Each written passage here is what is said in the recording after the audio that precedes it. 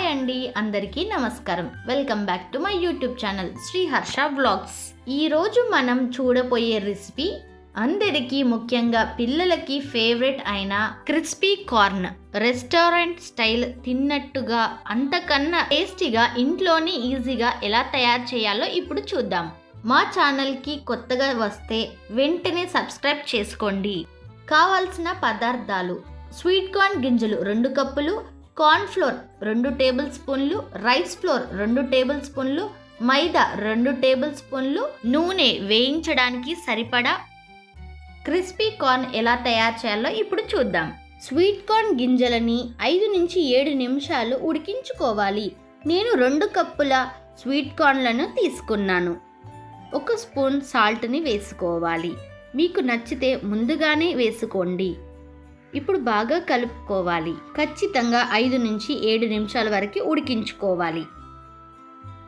నీటిని పూర్తిగా తీసేసి పక్కన పెట్టుకోవాలి.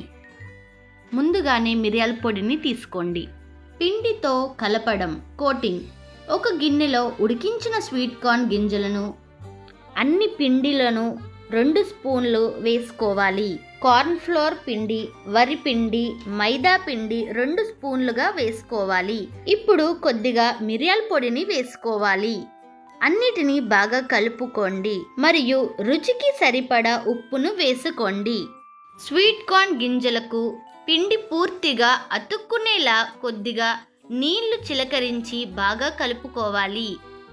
పిండి బాగా కోట్ అవ్వాలి, కానీ మరియు జారుగా ఉండకూడదు. వేయించడం, ఫ్రైయింగ్. ఒక ప్యాన్ లో నూనె వేసి వేడి చేయాలి.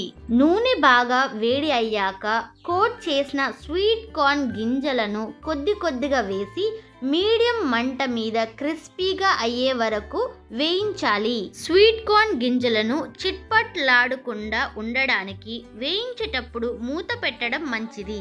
వేగిన తర్వాత వాటిని నూనె నుంచి తీసి ఒక గిన్నెలో వేయాలి. మసాలా కలపడం.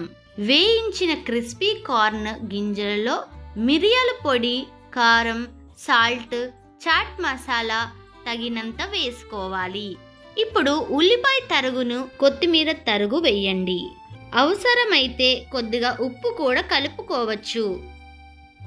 అన్నిటినీ గిన్నెను కిందికి పైకి కలుపుతూ బాగా కలిపితే మసాలా స్వీట్ కార్న్ గింజలు క్రిస్పీగా పడుతుంది. ముందుగానే కట్ చేసి పెట్టుకున్న ఉల్లిపాయ తరుగు, క్యాప్సికం తరుగు మరియు కొత్తిమీర తరుగు వేసుకోండి.